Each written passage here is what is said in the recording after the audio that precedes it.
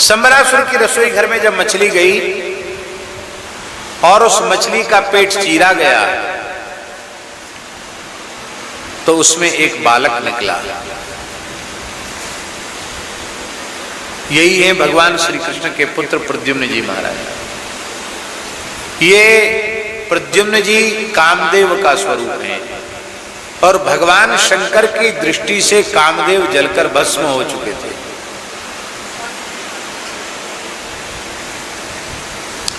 भगवान शंकर ने कामदेव की पत्नी रति को वर दिया था, कृष्ण तनय हुई यही सुत तोरा, बचन अन्यथा हो ही ना मोरा। श्री कृष्ण का पुत्र तुम्हारा पति होगा। तो कामदेव की पत्नी रति ने नारद जी से पूछा कि भगवान ने वर तो दिया है, मैं कहां मिलेंगे मुझे मेरे पति? बोले तुम अपना नाम बदल करके, वेश बदल करके संबरासुर के महल में रहो, उनकी रसोई में काम करो, रसोई में काम करते करते एक दिन तुम्हें तुम्हारा पति मिल जाए। नारद जी ने कहा। ऐसा ही हुआ। रति ने अपना नाम रखा मायावती। क्या नाम रखा? ये नाम इतना प्रसिद्ध है कि आपको बताने की आवश्यकता नहीं है। मायावती नाम अपना रखा और संबरासुर के पाकशाला में वो रहने लगी। और सौभाग्य की बात है कि मछली का पेट उसी के सामने चीरा गया और वो चुपके से बालक को लेकर के अपने निवास पर चली गई और संबरासुर से छिप करके उस बालक का पालन पोषण किया। यह इतिहास की एकमात्र ऐसी घटना है जहां पत्नी ने पति का पुत्रवत पालन पोषण किया, लालन पालन किया। केवल लालन पालन ही नहीं किया, उसे अनेक प्रकार के अस्त्र शस्त्रों का ज्ञान कराया, युद्ध की विद्या प्रदान की, अनेक प्रकार की मायाओं का ज्ञान प्रदान किया। और जब प्रद्युम्न जी 16 वर्ष के हो गए, कवच धारण करने के योग्य हो गए, तो एक दिन शुभ मुहूर्त में मायावती ने प्रद्युम्न जी को कवच धारण कराया। बड़े सुंदर लग रहे थे ढाल तलवार लेकर के प्रद्युम्न जी। उनको देख करके, आखिर तो पत्नी है ना, वो रीझ गई उस रूप को देख करके और उनको अपनी ओर आकृष्ट करने का हाव भाव कटाक्ष से अपनी ओर आकृष्ट करने लगी।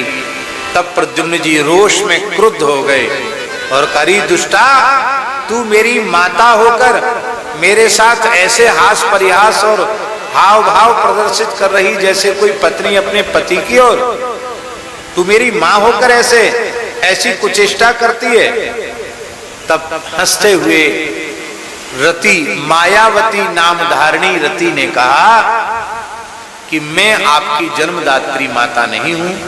आपकी जन्मदात्री माता तो भगवती महालक्ष्मी का स्वरूप श्री रुक्मिणी जी हैं। आपके पिता द्वारकाधीश भगवान श्री कृष्ण हैं।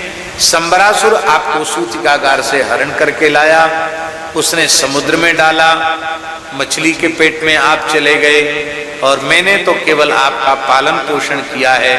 आप साक्षात कामदेव हैं और मैं आपकी अधिकृता पत्नी रति हूं। संबरासुर को मारने के लिए ही आपका जन्म हुआ है और मैंने जो अस्त्र शस्त्रों का ज्ञान आपको कराया है, मायाओं का ज्ञान कराया है, वो संबरासुर से युद्ध के लिए। अब समय आ गया, संबरासुर से युद्ध करो। तब प्रद्युम्न जी ने ताल ठोककर संबरासुर को ललकारा और अधर्म पूर्वक नहीं, द्वंद्व युद्ध करके, धर्म युद्ध करके संबरासुर का वध किया। और संबरासुर का वध करके श्री प्रद्युम्न जी महाराज अपनी पत्नी रति के सहित आकाश मार्ग से द्वारिका पहुंच गए और भगवान श्री कृष्ण का जो महल है रुक्मिणी जी का, वहां बगीचे में एक सिंहासन पर जाकर बैठ गए। अब महल के जितने कर्मचारी थे सब देखे, कह रहे ये श्री कृष्ण। प्रद्युम्न जी बिल्कुल श्री कृष्ण के स्वरूप में दिखाई पड़ते, बिल्कुल हूबहू। इस बालक को श्री कृष्ण के जैसा स्वरूप कैसे मिल गया, और ये अतीव सुंदरी स्त्री इसके पास में कौन है।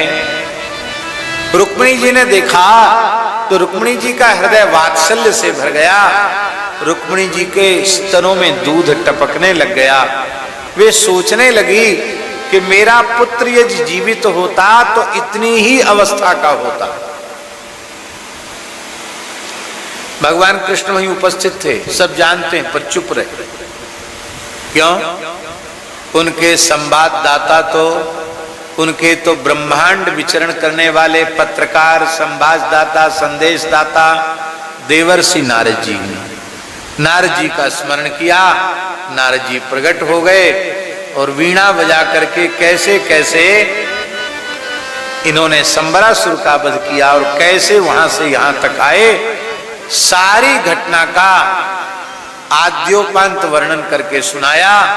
अब तो महल में उत्सव होने लग गया, केवल पुत्र की प्राप्ति का उत्सव, मरा हुआ पुत्र प्राप्त हो गया, वो भी पूरा वीर बनकर के प्राप्त हुआ, और ब्याह की भी चिंता नहीं करनी पड़ी, पढ़ाई लिखाई की चिंता नहीं, ब्याह की चिंता नहीं, बहू लेकर आया तो पुत्र और पुत्र वधू की प्राप्ति का द्वारिका में उत्सव मनाया जाने लग गया।